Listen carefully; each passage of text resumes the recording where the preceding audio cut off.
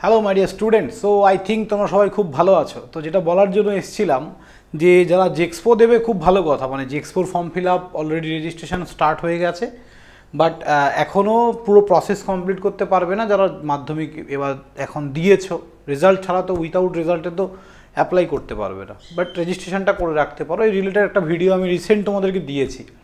তো আজকে যেটা বলতে এসেছি যে জেক্সপো এক্সাম ছাড়াও আরেকটা এক্সাম হয়, যে এক্সামের মাধ্যমে তোমরা কিন্তু ডিপ্লোমা কলেজে অ্যাডমিশন নিতে পারো। এবার ডিপ্লোমা কলেজে বলতে একটাই ডিপ্লোমা কলেজ আছে এবং সেটা টপ ডিপ্লোমা কলেজের মধ্যে কিন্তু একটা টপ 5 ডিপ্লোমা কলেজ। এমনকি আমি বলতে পারি এপিসি রয় আর এই যে কলেজটার নাম আমি বলবো, এই দুটো সেম লেভেলের কলেজ। মানে বুঝতে পারছো কতটা ভালো কলেজ। ওকে, তো ডিটেল ভিডিওতে যাওয়ার আগে আমি সবাইকে বলবো যারা ফার্স্ট টাইম এই চ্যানেলে, অবশ্যই চ্যানেলটাকে সাবস্ক্রাইব করে দাও এবং এই ভিডিওটা ভালো লাগলে বন্ধুদের সঙ্গে তোমরা কিন্তু শেয়ার করতে পারো। উইথাউট জেক্সপো এই কলেজে তোমরা অ্যাডমিশন নিতে পারবে। দেখো, রামকৃষ্ণ মিশন শিল্প মন্দিরের তরফ থেকে এই অ্যাডভার্টাইজমেন্টটা প্রতি বছর এরা কিন্তু বের করে। স্যাট এক্সাম বলে একটা এক্সাম হয় ওদের, ঠিক আছে। যেখানে এই যে শিল্প মন্দির অ্যাডমিশন টেস্ট স্যাট 2025, টোটাল সিট সংখ্যা দেখো, সিভিলে আছে 60, মেকানিক্যালে 60, ইলেকট্রিক্যাল ইঞ্জিনিয়ারিংয়ে 40, ইলেকট্রনিক্স অ্যান্ড টেলিকমিউনিকেশনে 60। টোটাল এই 4খানা ডিপার্টমেন্ট ওরা পড়ায়। আমি বলছি এক্সিলেন্ট প্লেসমেন্ট ওদের, এক্সিলেন্ট প্লেসমেন্ট, পড়াশুনোর কোয়ালিটি সব কিছু ভালো, এইটুকু বিশ্বাস করতে পারো তোমরা। ওকে, তো এদের অনলাইন অ্যাপ্লিকেশান শুরু হয়েছে 12ই জানুয়ারি থেকে 15ই এপ্রিল পর্যন্ত, এখনও অনেক টাইম আছে।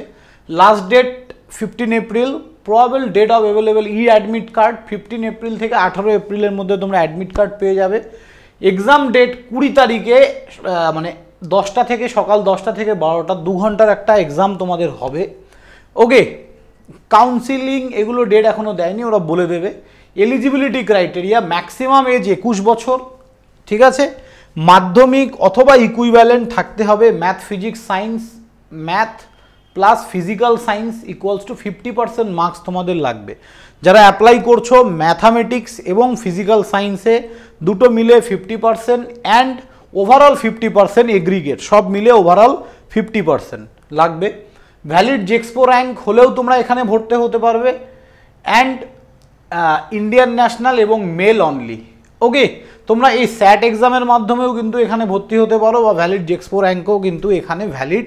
তো আমি তোমাদেরকে যেটা বলবো সেটা হচ্ছে এইখানে এদের যে এক্সামটা হবে তার অনলাইন অ্যাপ্লিকেশন ফিস হচ্ছে 50 রুপিস অনলি। যারা এই এক্সামটা দেবে মাথায় রাখবে এটা কিন্তু একটা প্রাইভেট কলেজ। প্রাইভেট বলতে মিশনের আন্ডারে একটা কলেজ, মোটামুটি এদের একটা ভালো রকম খরচা আছে, ঠিক আছে।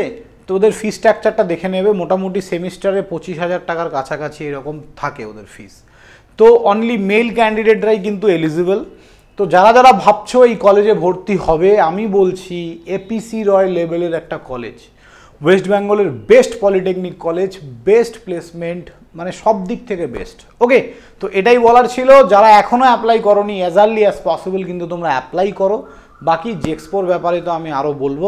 ওকে, আরেকটা জিনিস যেটা জেক্সপো সম্বন্ধে সবাই আমাকে বলছিলে যে স্যার প্লিজ বলুন যে 50% নাম্বার পেলে কি আমি জেক্সপো দিয়ে গভর্নমেন্ট কলেজ পাবো বা আমার 60% নাম্বার, এই সব বিষয় নিয়ে আমি একটা ভিডিও তোমাদের জন্য নিয়ে আসবো অবশ্যই। থ্যাংক ইউ স্টুডেন্ট, সবাই ভালো থাকবে, দেখা হবে নেক্সট কোনো ভিডিওতে, বাই।